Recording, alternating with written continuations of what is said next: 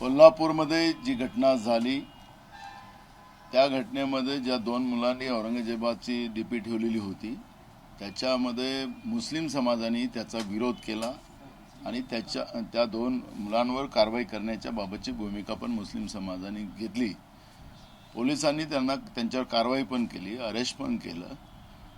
पण तथाकथित काही संघटना ज्या महाराष्ट्रात आहेत त्या सातत्यानं राज्यामध्ये एखादी घटना अशी झाली की तिला पुन्हा आग टाकण्याचा एक प्रयत्न, त्याच्यात मात्र तेल ओतण्याचं, पेट्रोल टाकण्याचं काम केलं जातं।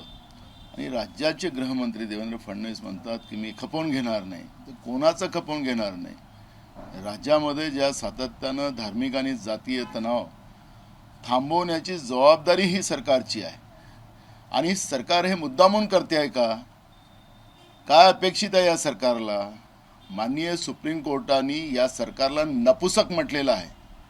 काय महाराष्ट्रामध्ये या पद्धतीचं नपुसक सरकार जे जातीय तेल आणि धर्मीय तेढ निर्माण करून महाराष्ट्राची, शाहू फुले आंबेडकर विचाराची बदनामी करायला निघाला आहे का?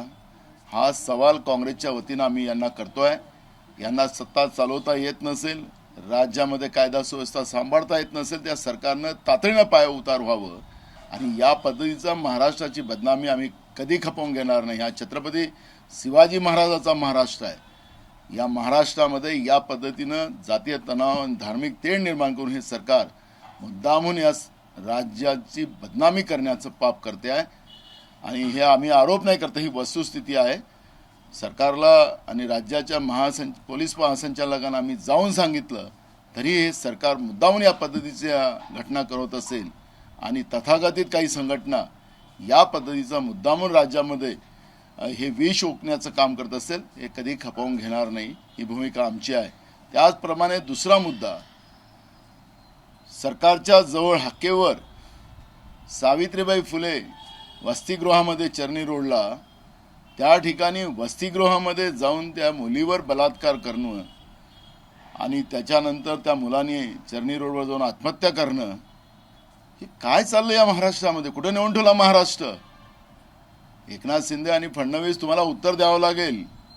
या महाराष्ट्रामध्ये मुली सुरक्षित राहिल्या नाहीत, महिला सुरक्षित राहिल्या नाहीत, जाती तेढ निर्माण करून तुम्ही ज्या पद्धतीने हे राज्य बदनाम करताय याचं उत्तर तुम्हाला द्यावं लागेल।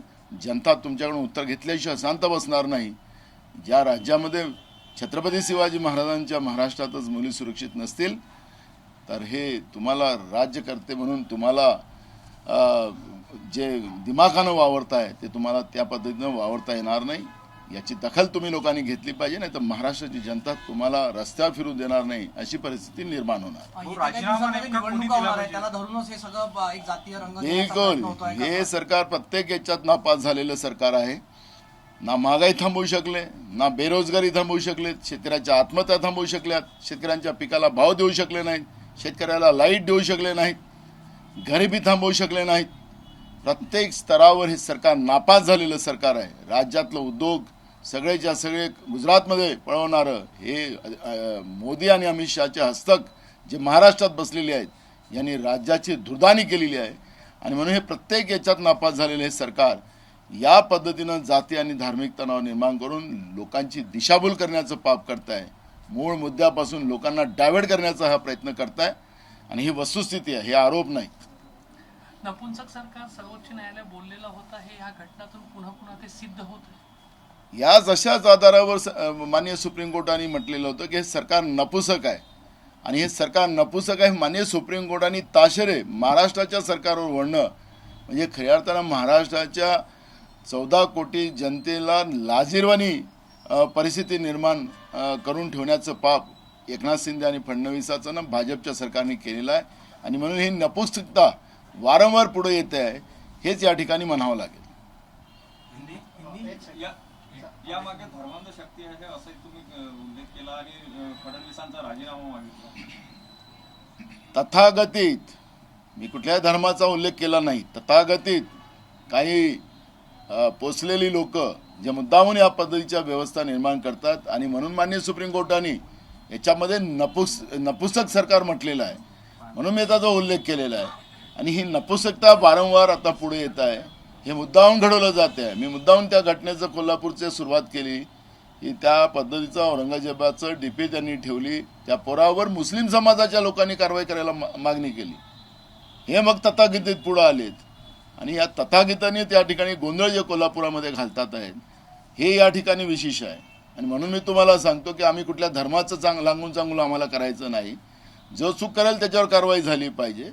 ज्या पद्धतीनं राज्य पेटवण्याचं पाप ही लोक करतात आहेत, हे सरकार मुद्दामून हे करत आहे आणि मूळ मुद्द्याला लोकांना डायव्हर्ट करण्यासाठी या पद्धतीचं करताय. ही वस्तुस्थिती आहे आणि महाराष्ट्राची जनतेला हे सगळ्या गोष्टी कळतात आहेत. राजीनामा कोणाचा पाहिजे तुम्हाला? सरकारचाच राजीनामा असला पाहिजे. कारण की फडणवीस ज्या पद्धतीनं बोलतात आहेत हे खपवून घेणार नाही. तर काय खपवून घेणार नाही? अरे तुम्हाला नपुसक म्हटलेलं आहे माननीय सुप्रीम कोर्टाने. कुणाला खपवून घेण्याची गोष्ट बोलताय तुम्ही? राज्यात गंभीर घटना घडली आहे, नाजूक वातावरण, तर नितीश राणे तलवार काढण्याची भाषा करतात. सरकारच्या आमदारांचं असो की सरकार असो, आता 4 आमदारांनी पत्र लिहिलं की सुधीर मुनगंटीवारांनी वन विभागाच्या बदल्यामध्ये पैसे खाल्लेत, त्याच्या खात्यामध्ये वळते झालेत. काय चाललंय महाराष्ट्रात? आणि ते मुनगंटीवार मार आपल्या कुठल्या भाषेत बोलतात तेच कळायला कारण नाही, जोरात. आणि काय चाललंय या महाराष्ट्रात? म्हणजे बदल्यांमध्ये पैसे खाणं, सरळ त्यांचे आमदार आरोप करतात आहेत. आरोप आता वस्तुस्थिती असेल, त्यांच्याच आमदारांनी केलेले पत्र लिहिलेले आहेत त्यांच्या आमदारांनी. आणि राज्याची तिजोरी ही सरकार रोज लुटतात. काय चाललंय काय या महाराष्ट्रात? त्याच्यामुळे या सरकारचाच, कारण की या सरकारला जेव्हा नपुसक म्हटलं माननीय सुप्रीम कोर्टाने, ते सरकार कुठल्या लायकीनं बसलेलं आहे? सुप्रीम कोर्ट ताशेरे ओढतात आहेत, सरकारला नपुसक म्हणताय. ते कुठल्या लायकीनं हे सरकार रोज जॅकेट घालून आपल्याला स्वतःलाच दिमागदार दाखवत आहे? हे सगळे प्रश्न निर्माण झालेले आहेत. उपमुख्यमंत्री फडणवीस यांनी असंही म्हटलं होतं की या सगळ्या मागे बोलवता धनी कोण आहे त्याचा आम्ही शोध घेऊ. तर तुम्हाला नेमकं काय म्हणायचं आहे? आम्हाला एक बघा, बोलवता धनीचा हा प्रश्न कुठं आहे? कोल्हापूरच्या घटनेमध्ये ज्या पद्धतीनं औरंगजेबाची डीपी ठेवल्यामुळे त्या ठिकाणी तणाव निर्माण झाला. मुस्लिम समाजाच्याच लोकांनी मागणी केली की त्यांच्यावर कारवाई व्हावी. मग आता बोलवता धनी कोण असेल त्याच्यात? पण जे तथागतीत स्वतःला काही समजतात, ठेकेदार समजतात, त्यांचं काय? त्यांचं उत्तर द्या ना. आणि सावित्रीबाई फुले वसतिगृहामध्ये चर्नी रोडला सरकारच्या हाकेवर हॉस्टेलमध्ये मुलीवर बलात्कार होते आहे, हाकेवर सरकारच्या. तर राज्यात काय परिस्थिती असेल? आणि काय घोषणा करतायत? कशाचा ताव मारताय उपमुख्यमंत्री? खपवून घेणार नाही. कशाचा खपवून घेणार नाही? अहो थोडीशी तरी माननीय सुप्रीम कोर्टाने जे ताशेरे ओढलेत नपुसकतेचे, आणि थोडीशी लाज असेल आजच्या चर्नी रोडमध्ये झालेल्या घटनेची, सावित्रीबाई फुले वसतिगृहामध्ये झालेल्या घटनेची थोडीशी असेल, तर तातडीनं सरकार पाडलं पाहिजे, सत्तेतून बाहेर गेलं पाहिजे. तरच त्यांचं तुम्ही लोकांसाठी काम करताय असं लक्षात येईल. नाही तर तुम्ही सत्तेसाठी जगता आहात. सत्तेशिवाय तुम्हाला दुसरं काही चालत नाही. अशी परिस्थिती या सरकारची आता निर्माण झालेली आहे. आणि मी तीव्रतेनं मांडतो हे घटना. मला राजकारण करायचं नाही या घटनेमध्ये, पण जे काही महाराष्ट्रामध्ये सातत्यानं धार्मिक आणि जातीय तणाव निर्माण करून ज्या पद्धतीनं महिला मुली सुरक्षित नाही या महाराष्ट्रामध्ये, ती परिस्थिती आज निर्माण झालेली आहे. हे भयावह परिस्थिती आहे महाराष्ट्रात. कधी नव्हे या पद्धतीचं हे चित्र महाराष्ट्रात या ईडीच्या सरकारनं, भाजपच्या सरकारने महाराष्ट्रात निर्माण केलेलं आहे. हे दुर्भाग्य या महाराष्ट्राचं आहे. नांदेडमध्ये एका दलित मुलाचा खून होतो, त्याचबरोबर ही जी विद्यार्थी आहे मुंबईची देखील दलित असल्याचं बोलण्यात आहे. सोबत लातूरमध्ये एका खाजगी शाहूकाराने 3,000साठी एका व्यक्तीचा खून केला, तो देखील दलित असल्याचं बोलतात. दलितावर अन्याय होतो. महाराष्ट्रामध्ये ना दलित सुरक्षित आहेत, ना आदिवासी सुरक्षित आहेत, ना मुस्लिम सुरक्षित आहेत, ना हिंदू सुरक्षित आहेत. कोणीच सुरक्षित या महाराष्ट्रात नाही. त्याच्यामुळे माणुसकीला काळीमा फासणारं सरकार या महाराष्ट्रात बसलेलं आहे. ही जात आणि धर्माच्या पलीकडे ज्यावेळेस माननीय सुप्रीम कोर्टाने या सरकारलाच नपुसक म्हटलेलं आहे, तर मग हे सरकार कुठल्या लायकीचं आहे? हे या सरकारचं खऱ्या अर्थानं हे सरकारच नपुसक आणि नालायक सरकार महाराष्ट्रात बसलेलं आहे, असं चित्र निर्माण झालेलं आहे. नानाभाऊ भोंडेकर यांनी अशी मागणी केलेली आहे की स्थानिकच पालकमंत्री द्यावा, इतर जिल्ह्यातून पालकमंत्री दिला जातो. शरद पवार म्हणाले की महाविकास आघाडीतल्या पक्षांनी एकमेकांच्या पायात पाय घालून पाडण्यापेक्षा जो मजबूत असेल त्यांना जागा सोडावी. महाराष्ट्रामध्ये पहिली भूमिका काँग्रेसनेच मांडलेली आहे. पवारसाहेब आत्ता मांडतात आहेत. ज्या दिवशी आमची कोरची बैठक झाली, महाराष्ट्रामध्ये काँग्रेसची कार्यकारिणीची बैठक झाली, त्या दिवशीच आम्ही सांगितलं की मेरिटच्या आधारावर निर्णय घेऊ आणि भाजपला या राज्यातून हाकलून लावू, ही भूमिका काँग्रेसने मांडली. पवारसाहेब आज म्हणतात त्याचं समर्थनच आम्ही करू. भाऊ, रमेश बागवे यांनी तुमच्या लोकसभा निवडणुकीच्या बैठकीसमोर तुमच्या समोरच नाराजीचा पाडा जो आहे तो वाचला होता. कार्यकर्त्यांचं ते चालत राहते की प्रत्येक पक्षात. भाऊ, आज देवेंद्र फडणवीस ने कहा है कि महाराष्ट्र में अचानक से औरंगजेब की औलाद पैदा हो गई है और इसके पीछे मालिक कौन है, असली लोग कौन है, वो हम ढूंढ निकालेंगे. तो कहीं उनका जो ये लक्ष्य था वो कहीं विपक्ष की तरफ तो नहीं था? देखो, एकदम क्लियर और स्पष्ट बात है कि कोल्हापुर में जो 2 बच्चों ने औरंगजेब का डीपी रखा था, उसमें मुस्लिम समाज के लोगों ने कहा कि इन लोगों पर कार्रवाई होना चाहिए. जब मुस्लिम समाज एकदम स्पष्ट है, किसी ने उसको सपोर्ट नहीं किया, तो एकदम बात क्लियर है. फिर तथाकथित जो धर्म के ठेकेदार है, जो आज पूरे कोल्हापुर में माहौल खराब कर रहे हैं, उनके बारे में क्यों नहीं बात कर रहे हो? और आज महाराष्ट्र में ये पहली घटना नहीं है, अभी ये 10वीं घटना है. औरंगाबाद से घटना शुरू हुई तो ना मुस्लिम यहाँ पर सुरक्षित है, ना दलित है, ना आदिवासी, ना हिंदू है, कोई सुरक्षित नहीं महाराष्ट्र में. और ऐसे परिस्थिति में मंत्रालय जहाँ बैठते ही सरकार, वहाँ से आवाज़ की दूरी पर सावित्रीबाई फुले हॉस्टल में एक बच्ची के ऊपर बलात्कार होता है, तो महाराष्ट्र में महिला भी सुरक्षित नहीं है, बच्चियां भी सुरक्षित नहीं है. और माननीय सुप्रीम कोर्ट ने ये सरकार को नपुंसक सरकार कहा है. अगर ये घटनाएं जब महाराष्ट्र में बढ़ती जा रही है, इस राज्य में ना हिंदू, मुस्लिम, ना दलित, ना आदिवासी कोई अगर सुरक्षित नहीं है, तो ये सरकार नपुंसक सरकार महाराष्ट्र में क्या कर रही है? महाराष्ट्र छत्रपति शिवाजी महाराज का महाराष्ट्र है, सबको न्याय मिलना चाहिए. ऐसी परिस्थिति ये महाराष्ट्र में थी. ये महाराष्ट्र को बर्बाद करने के लिए ईडी की सरकार, एकनाथ शिंदे और फडणवीस की सरकार, बीजेपी की सरकार जो बैठी है, ये सरकार को अगर थोड़ी शर्म है तो तुरंत इस्तीफा देके बाहर होना चाहिए. ये मांग हम कांग्रेस की तरफ से करते हैं. आज जो कोल्हापुर में हिंसा हुई, क्या मानते हैं क्यों हुई, कौन होगा इसके पीछे और क्या मंशा होगी इसकी? सरकार जानबूझकर इस तरह की घटनाएं कर रहे हैं. हम खुद पुलिस महासंचालक को मिले, सरकार को भी हमने कई बार खत लिखे. जो औरंगाबाद से घटना शुरू हुई, औरंगाबाद, अकोला, कई राज्यों जिले में, और ये 10वीं घटना है.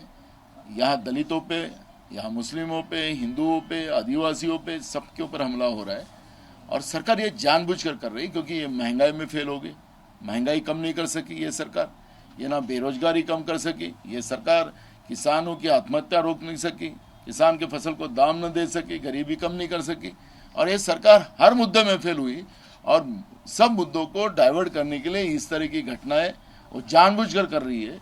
और इसलिए ये सरकार को माननीय सुप्रीम कोर्ट ने नपुंसक बोला है. तो ये सरकार को थोड़ा भी शर्म हो तो ये सरकार इस्तीफा देके मोकला होना चाहिए. तुम राज्य को, ये छत्रपति शिवाजी महाराज का महाराष्ट्र है, ये राज्य को बदनाम करने के लिए सरकार नहीं है, लेकिन महाराष्ट्र को रोज बदनाम करने का पाप ये लोग कर रहे हैं. शाहू फुले अम्बेडकर विचारधारा को बदनाम करने का पाप ये सरकार कर रही है. कदापि इस सरकार को महाराष्ट्र की जनता, अब इनको सत्ता से उतारने का ही मानसिकता महाराष्ट्र की जनता ने बना लिया है.